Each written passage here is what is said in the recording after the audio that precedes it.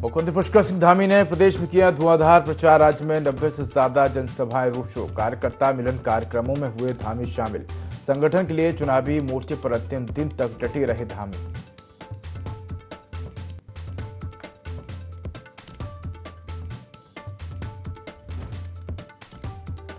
कांग्रेस में मनाई गई हनुमान जयंती। पूर्व मुख्यमंत्री हरीश रावत ने बजरंगबली का लिया आशीर्वाद। कहा, हनुमान जी हमेशा लोगों में रहे पूज्य।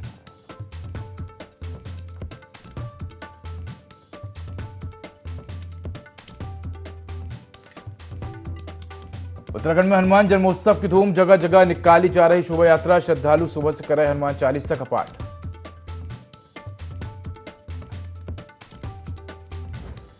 उत्तरकाशी में बदला मौसम का मिजाज। हरसिल, गंगोत्री और यमुनोत्री धाम में शुरू हुई बारिश के चलते पहाड़ों में बड़ी ठंड।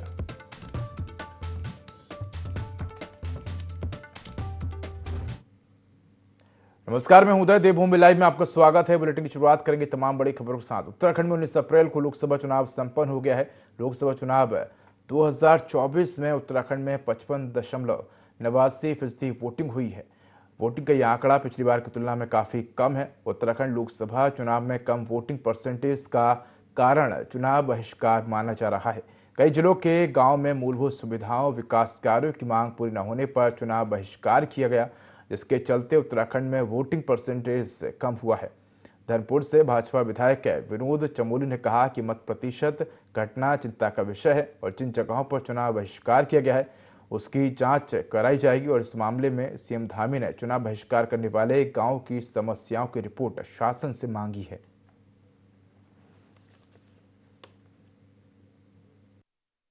वोटिंग परसेंटेज गिरना वास्तव में सबके लिए एक चिंता का विषय है और मैंने जब इसका एनालिसिस किया है, जो असेसमेंट किया, ऐसा नहीं पोलिंग परसेंटेज अभी गिरा है। आप 2014 के बाद से अब तक लगातार आप देखेंगे तो हर बार गिरता जा रहा है।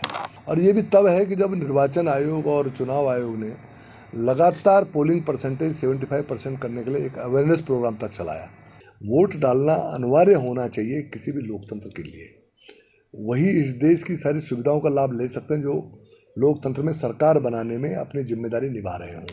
मेरा ये कहना है, सरकार किसी के बने वो एक अलग सब्जेक्ट है, लेकिन सरकार बनाने में उनकी भूमिका होनी चाहिए, उनकी भागीदारी होनी चाहिए, तभी उनका पूरा अधिकार इस देश के संसाधनों पर सिद्ध हो सकता है। ऐसा एक मानस बनाने की आवश्यकता है, ऐसे कुछ कड़े नियम बनाने की आवश्यकता है, तभी पोलिंग परसेंटेज हम बढ़ा पाएंगे। बद्रीनाथ केदारनाथ धाम में ऑनलाइन पूजा के लिए भक्तों में काफी उत्साह देखने को मिल रहा है। बद्रीनाथ केदारनाथ मंदिर समिति की आधिकारिक वेबसाइट पर 15 अप्रैल से 22 अप्रैल तक 6,982 ऑनलाइन पूजाएं बुक कराई गई हैं, जिसमें 4,735 श्रद्धालुओं ने बद्रीनाथ धाम के लिए और 2,246 श्रद्धालुओं ने केदारनाथ धाम के लिए पूजाएं बुक कराई हैं। दोनों धामों के लिए लगभग 1.25 करोड़ रुपए की राशि प्राप्त हुई है। तो आपको बता दें कि भक्त लगातार पूजाओं के लिए ऑनलाइन सेवाओं का उपयोग करते हुए नजर आ रहे हैं। आपको बता दें कि बद्रीनाथ केदारनाथ धाम में ऑनलाइन पूजा के लिए भक्तों में काफी उत्साह देखने को मिल रहा है। बद्रीनाथ केदारनाथ मंदिर समिति की आधिकारिक वेबसाइट पर 15 अप्रैल से 22 अप्रैल तक 6,982 ऑनलाइन पूजाएं बुक कराई गई हैं, जिनमें 4,735 श्रद्धालुओं ने बद्रीनाथ धाम के लिए और 2,246 श्रद्धालुओं ने केदारनाथ धाम के लिए पूजाएं बुक कराई है।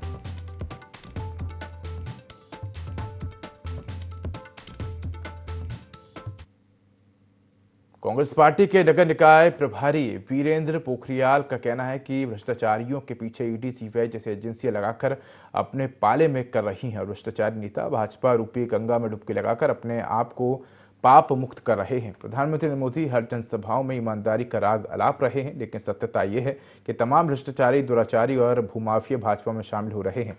उन्होंने कटाक्ष किया कि जो भी लोग भ्रष्टाचार में लिप्त हैं वे भाजपा की वॉशिंग मशीन में धुलकर अपना दामन साफ करने में लगे हुए हैं।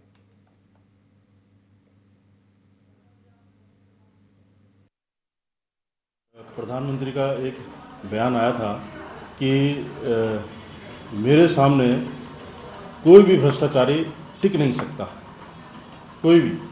उन्होंने फिर उसका एक उपाय सोचा कि क्यों ना एक वॉशिंग मशीन ली जाए, और उन्होंने एक वॉशिंग मशीन ली और उसके बाद उन्होंने उस वॉशिंग मशीन से जितने भी भ्रष्टाचारी, चाहे वो अजित पवार हो, चाहे वो चौहान हो, चाहे वो मुख्यमंत्री हो आसाम के, उन लोगों को उस वॉशिंग मशीन से डालकर अब बाहर निकाला। उसके बाद उन्होंने उसका ताप जो है वो कम हो गया और अपने बगल में उन्होंने बैठा दिया।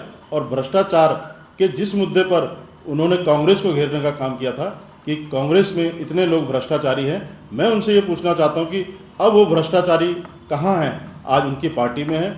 आज वो चाहे ईडी हो, चाहे सीबीआई हो, कई ऐसे आरोप उन पर लगे थे जिनकी की खटीमा नगर पालिका क्षेत्र में जल संस्थान खटीमा की लापरवाही सामने आ रही है। जगह जगह विभिन्न वार्डों में पीने के लिए गंदा पानी आ रहा है और साथ ही पानी का फ्लो भी कम है।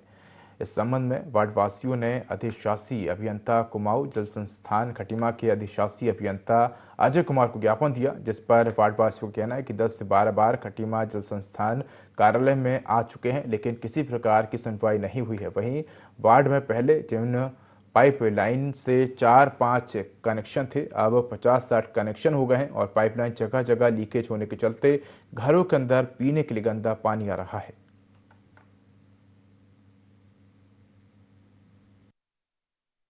नियमित रूप से जो है पेयजल आपूर्ति के लिए है और विगत 1 महीने में मैं कम से कम 10 से 20 बार इस कार्यालय पे आ चुका हूँ। मौखिक तौर पर मैंने यहाँ जो अधिशासी अभियंता बैठते हैं उनको भी और सहायक अभियंता दोनों को इस बात से अवगत कराया था कि बिल्कुल टंकी के कार्यालय के ठीक सामने होने के बाद भी हमारे मोहल्ले में पानी की आपूर्ति नियमित नहीं हो पा रही है।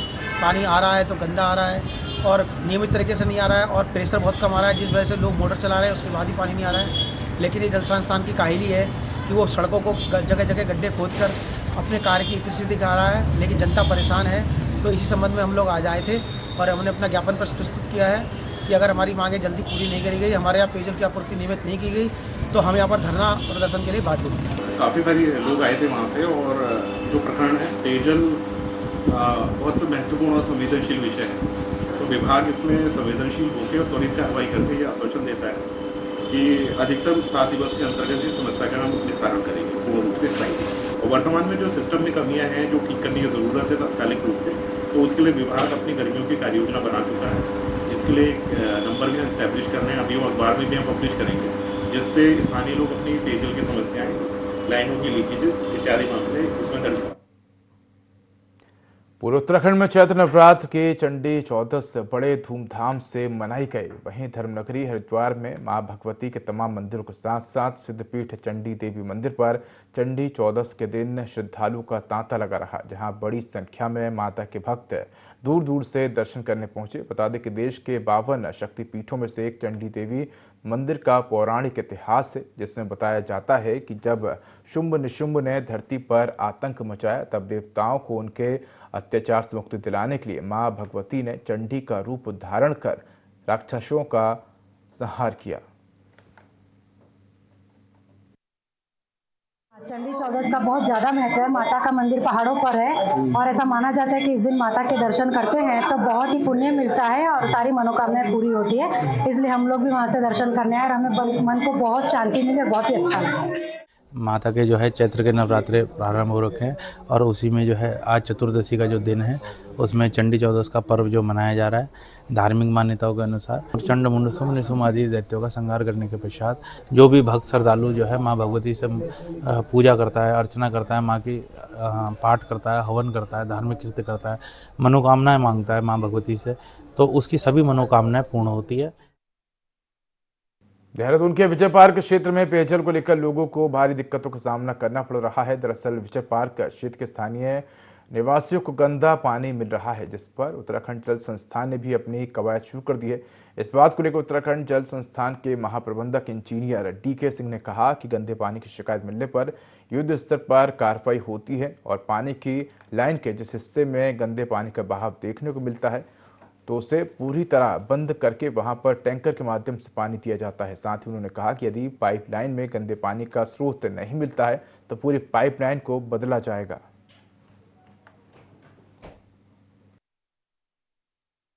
लाइन में पर्टिकुलर जो एक जोन होता है या लेन होती है, अगर उसमें उस लेन में कोई कंटामिनेशन का प्रॉब्लम है तो हम पूरी तरह से उस लेन को सप्लाई बंद करते हैं और वहां पर टैंकर के माध्यम से सप्लाई देते हैं।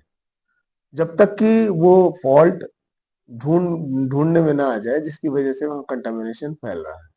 तो हम उसमें बराबर हमारे कार्मिक डे नाइट काम करते हैं, दिन रात उसको लाइन को चेक करते हैं कि कहाँ से ये कंटामिनेशन हो सकता है। इनकेस अगर वो फॉल्ट मिलता ही नहीं, फिर हम पूरी लाइन को जहां से वो रिप्लेस कर देते हैं, पूरी लाइन और कनेक्शन शिफ्ट करते हैं, पूरी लाइन ही रिप्लेस करनी।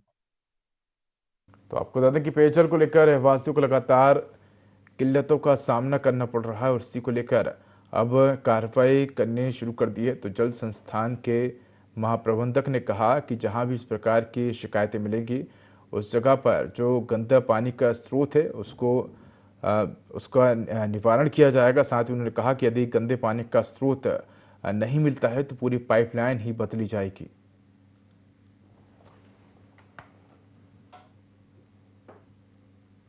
देहरादून के विजय पार्क क्षेत्र में पेयजल को लेकर लोगों को भारी दिक्कतों का सामना करना पड़ रहा है। दरअसल विजय पार्क क्षेत्र के स्थानीय निवासियों को गंदा पानी मिल रहा है, जिस पर उत्तराखंड जल संस्थान ने भी अपनी कवायद शुरू कर दी है। इस बात को लेकर उत्तराखंड जल संस्थान के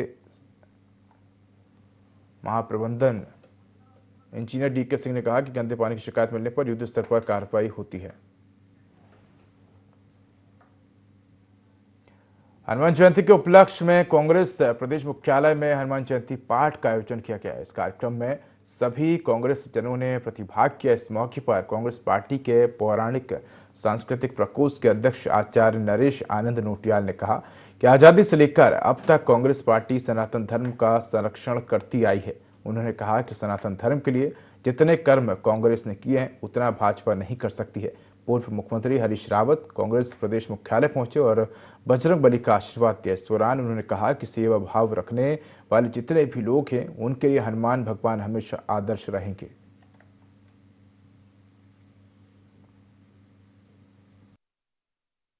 हनुमान जयंती है और ये सबसे बड़े सेवापंथी है, तो जो भी सेवा भाव रखने वाले लोग हैं उनके लिए हनुमान जी हमेशा एक आदर्श रहेंगे। कहें ऋषवती सुना हनुमाना, काचु प्रसाद रहें बलवाना, पवन तनय पल भवन समाना, बुद्धि विवेक विज्ञान निदाना। मतलब सब गुणों से संपन्न हनुमान जी जो हैं, लेकिन जिस सेवा भाव से उन्होंने रामचंद्र जी की और सीता जी की सेवा की, उसके लिए वो हमेशा लोगों में पूज्य रहे। हनुमान जयंती के अवसर पर धर्मनगरी हरिद्वार में भी जगह जगह कई कार्यक्रम का आयोजन किया गया। जूना अखाड़े में भी हनुमान जयंती के अवसर पर विशेष पूजन और संत समागम का आयोजन किया गया और जगह जगह हनुमान जयंती के अवसर पर शोभा यात्रा का भी आयोजन किया गया। शोभा यात्रा में पवन पुत्र हनुमान के जीवन से जुड़े हुए प्रसंग को प्रस्तुत किया गया। तो जूना अखाड़े के महामंडलेश्वर स्वामी देवन महाराज ने कहा कि कलयुग देवता के रूप में पूजे जाने वाले श्री राम भक्त हनुमान की जयंती पर विशेष आयोजन किए जाते हैं, जिसमें संतों के साथ साथ अलग अलग जगह से आए साधकों ने भी प्रतिभाग किया है।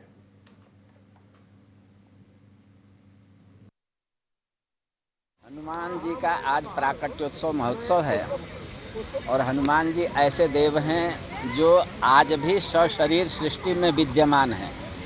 माता सीता का उनको आशीर्वाद प्राप्त है। जब तक सृष्टि रहेगी, जब तक सूर्य और चंद्रमा रहेंगे, तब तक ये 7 सशरीर सृष्टि में विद्यमान रहेंगे। आज उसमें से हमारे हनुमंत लाल जी का प्राकट्योत्सव महोत्सव यहाँ पंचदश नाम जूना अखाड़ा ने हनुमान मंदिर पे गंगा जी के तट पे आज बड़े भव्य ढंग से पूरे पंचपुरी सरदर्शन साधु समाज अखाड़ों को आमंत्रित करके उनका प्राकट्योत्सव महोत्सव मना रहा है। उसी उपलक्ष्य में आज भव्य भोजन प्रसाद भंडारे का भी आयोजन है। जनपद उत्तरकाशी में मौसम विभाग का पूर्वानुमान सटीक साबित हो रहा है। ऊंचाई वाले इलाकों में बारिश शुरू होने से फिर से ठंड महसूस की जा रही है। हर्षिल गंगोत्री एवं यमुनोत्री धाम भी बारिश हो रही है। बता दें कि मौसम विभाग ने ऊंचे वाले क्षेत्र में बारिश की संभावना जताई है।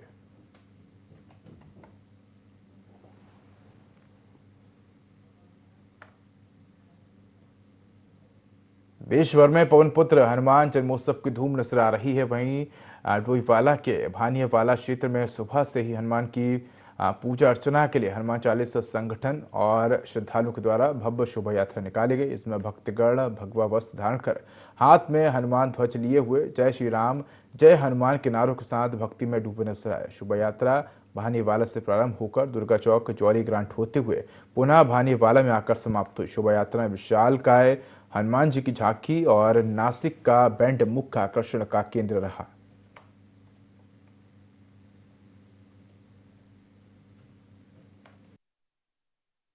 सबने लोगों ने, किसी ने पानी करा हुआ है, किसी ने रास्ते में कोल्ड ड्रिंक करी हुई है, किसी ने फल करे हुए हैं। और वहाँ पे अभी हमारा भंडारा का आयोजन है, वहाँ पे भट्टू की दाल, भात और पल्लर और प्रसाद में हलवा का आयोजन किया है प्रभु इच्छा का। आज श्री हनुमान जी के जन्मोत्सव के अवसर पर शोभा यात्रा का आयोजन किया, जिसमें विभिन्न क्षेत्र से जगह जगह से लोग आए हुए हैं और श्रद्धालुओं में देखिए कितना उत्साह है। और प्रभु श्री राम का प्रसाद हमारे वेडिंग पॉइंट में तैयार है। आप सभी से अनुरोध है अधिक से अधिक संख्या में आकर भगवान प्रभु श्री राम का, हमारे बजरंगबली जी का प्रसाद ग्रहण। मतदान के बाद ईवीएम को महाराणा प्रताप स्पोर्ट्स कॉलेज रायपुर में बनाए गए स्ट्रांग रूम में रखा गया है, जिसके चलते जिलाधिकारी सोनिका ने स्ट्रांग रूम का रूटीन निरीक्षण किया और सुरक्षा व्यवस्था का जायजा लिया। बता दें कि महाराणा प्रताप स्पोर्ट्स कॉलेज में बनाए गए स्ट्रांग रूम की लगातार कंट्रोल रूम से मॉनिटरिंग की जा रही है। वहीं स्ट्रांग रूम की 3 चक्रीय सुरक्षा व्यवस्था की गई है।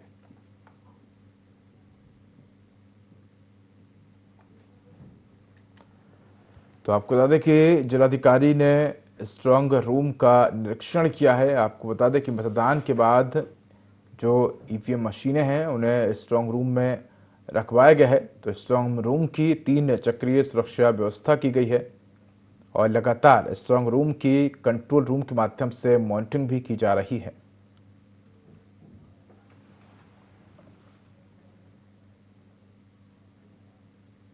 उत्तराखंड की 5 लोकसभा सीटों पर मतदान होने के बाद अब उत्तराखंड से कई वरिष्ठ नेता अब अन्य राज्यों में होने वाले लोकसभा चुनाव के चलते प्रचार प्रसार में शामिल होंगे। जानकारी देते हुए भाजपा प्रदेश मीडिया प्रभारी मनवीर चौहान ने कहा कि उत्तराखंड राज्य में चुनाव के बाद अब अन्य राज्यों में जो चुनाव होने हैं उसके लिए उत्तराखंड भाजपा की ओर से चुनाव प्रचार की दृष्टि से टीम को भेजा जा रहा है। बता दें कि हिमाचल में 4 सीटें लोकसभा की, जिन्हें प्रत्येक विधानसभा सीट पर उत्तराखंड से वरिष्ठ नेता चुनाव प्रचार के लिए जाएंगे।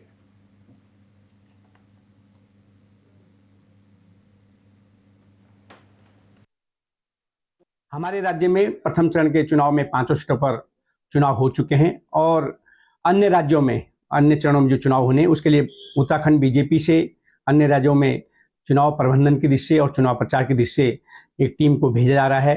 इसमें हिमाचल में जो 4 सीटें लोकसभा की हैं उसमें प्रत्येक विधानसभा सीट पर हमारे उत्तराखंड से कोई वरिष्ठ नेता वहाँ पर चुनाव प्रबंधन दृष्टि से और चुनाव प्रचार की दृष्टि से भेजे जा रहे हैं। लगभग 100 लोग हिमाचल और अन्य राज्यों में भी चुनाव प्रचार के लिए हमारे राज्य से आने वाले हैं। हनुमान जन्मोत्सव की धूम पूरे देश में नजर आ रही है। सुबह से ही वैदिक मंत्रोच्चार के साथ हनुमान जी की विधिवत पूजा अर्चना आरती श्रद्धालुओं ने की, जिसके बाद भव्य शोभा यात्रा निकाली गई। इस दौरान श्रद्धालु भगवा रंग में सराबोर नजर आए। मंगलोर स्थित के गाधारूना के सिद्धपीठ हनुमान मंदिर में विधिवत पूजा महाआरती के बाद भव्य शोभा यात्रा मंदिर से गांव के गली मोहल्ले से होते मंदिर प्रांगण में पहुंची। शोभा यात्रा में हजारों की संख्या में लोग शामिल हुए। पुलिस प्रशासन व मंदिर प्रशासन की मौजूदगी में शोभा यात्रा सकुशल संपन्न हुई।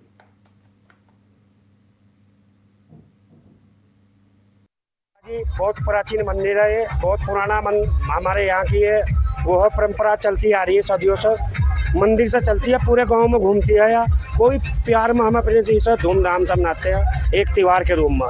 झांकियाँ 50 सैकड़ों आदमी में, इसमें 50,000 के करीब आदमी आ जाता है। नाच गाँव का सब बढ़िया खुशियाँ से मनाते हैं जी। प्रोग्राम आज रात जागरण, कल भंडारा होगा, लाखों की तादाद में आदमी आता है जी। सन 83 से यहाँ पर लगातार शोभा यात्रा और कल 23 तारीख को जैसे प्रोग्राम होगा स्टेज प्रोग्राम, वो हमेशा से लगातार कंटिन्यू चल रहा है। पूरा गांव साथ देता है इसमें।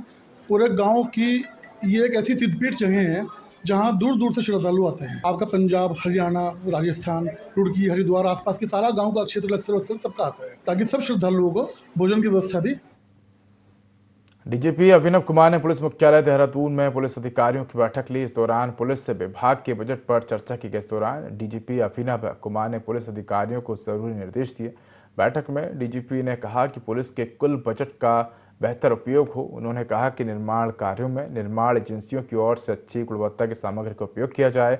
सभी प्रशासनिक और आवासीय भवनों की बिल्डिंग इन्वेंट्री बना ली जाए, जिससे भवनों का अनुरक्षण समय से हो सके। सभी थाने चौकियों और पुलिस लाइनों को महिला कार्मिकों और आगंतुकों के अनुकूल बनाने के साथ साथ निर्माण कार्यों के लोकार्पण का कैलेंडर बनाने के भी निर्देश दिए।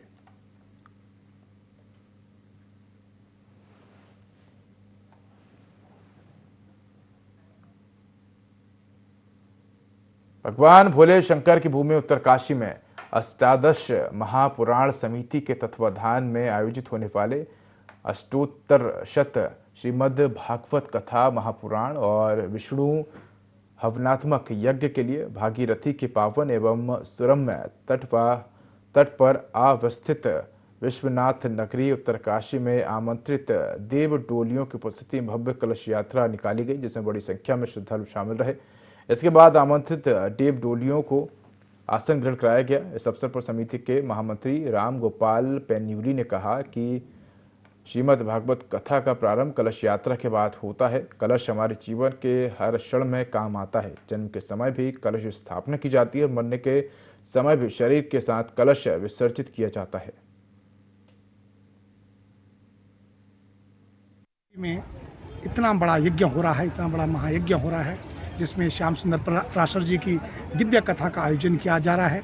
और इस क्षेत्र के हिमालय के बड़े बड़े ब्राह्मण देवता, बड़े बड़े व्यास देव, यहाँ एक महाकुंभ, हिमालय का महाकुंभ यहाँ पर आयोजन किया जा रहा है, जिसमें सारे ज्ञान, वैराग्य, भक्ति और श्रद्धा के रूप में लोग यहाँ पर एकत्रित हो रहे हैं। इस अष्टोत्तरशत श्रीमद् भागवत महापुराण का यही उद्देश्य है कि काशी की पवित्रता बनी रहे, काशी में मध्यमास का निषेध हो, काशी में जो है हर प्रकार से लोग जो है सब जो है भक्ति मार्ग में लगे रहें और ये तीर्थ नगरी घोषित हो। हम समस्त विश्व में जो है सर्वे भवन्तु सुखिनः सर्वे सन्तु निरामया सर्वे भद्राणि पश्यन्तु माँ कस्य दुःखभाग्, किसी को कष्ट न हो, किसी को दुख न हो, व्याधि न हो, विश्व कल्याण की भावना से किया गया है। आपके चैनल को पुनः धन्यवाद देता हूँ। भागवत महाज्ञान यज्ञ यहाँ पर आयोजित हुआ है, जिस पर मुख्य व्यास श्री डॉक्टर श्याम सुंदर पाराशर जी राष्ट्रीय संत विराजमान होंगे। अभी 1 बजे से कथा प्रारंभ होगी और बहुत ही दिव्य मूल पाठ के लिए वृंदावन से और हमारे जनपद के विभिन्न क्षेत्रों से जो है बहुत ही विद्वान मूल पाठार्थी यहाँ पर।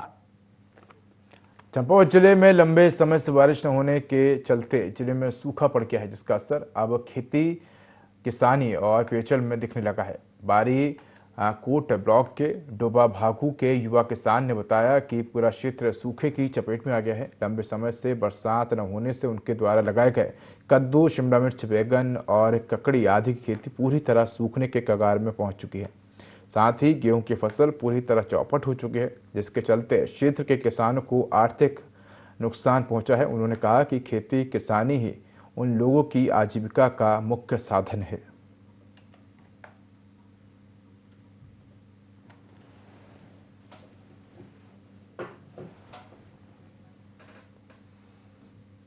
हरिद्वार के लक्सर में एक युवक ने पुलिस चौकी में जहरीला पदार्थ खा लिया और जिसे आनन फानन में अस्पताल में भर्ती कराया गया, जहां उसकी मौत हो गई। दरअसल प्रशांत धीमान पर एक लड़की को फोन कर परेशान करने के आरोप लगाए गए थे, जिसके बाद पुलिस ने प्रशांत को पूछताछ के लिए चौकी बुलाया था। इसी दौरान उसने चौकी में जहर खा लिया।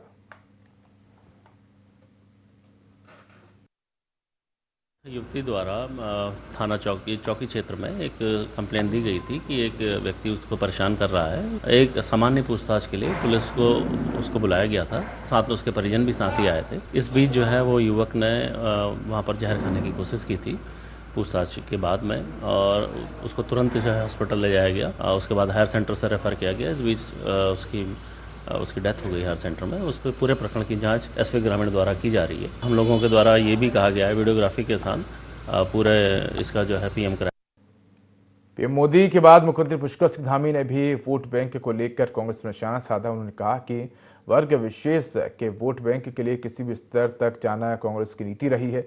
देश में तुष्टीकरण और परिवारवाद को लेकर बढ़ावा देने वाले ऐसे लोगों को भारत की राष्ट्रवादी जनता सबक सिखाने को तैयार है और देश की जनता प्रधानमंत्री नरेंद्र मोदी के साथ खड़ी है।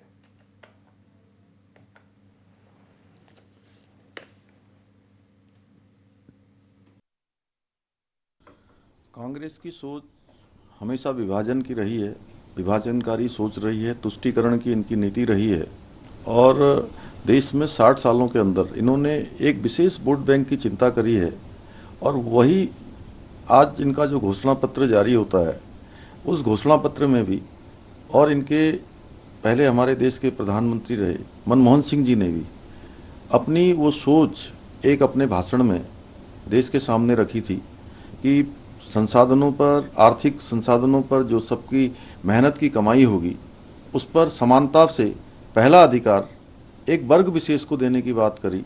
ये निश्चित रूप से इनकी तुष्टीकरण की नीति है, वोट बैंक की राजनीति है, विभाजनकारी नीति है और केवल कांग्रेस का विकास और सबका विनाश वाली नीति है। देश की जनता भली भांति समझ रही है कि देश आज आगे बढ़ गया है, देश आज समान नागरिक संहिता की बात कर रहा है, समान अधिकारों की बात कर रहा है, सबका साथ, सबका विकास, सबका विश्वास और सबके प्रयास की बात कर रहा है। तो फिलहाल इस बुलेटिन में इतना ही। खबरों का अधिक अपडेट के लिए देखते रहिए IN24। नमस्कार।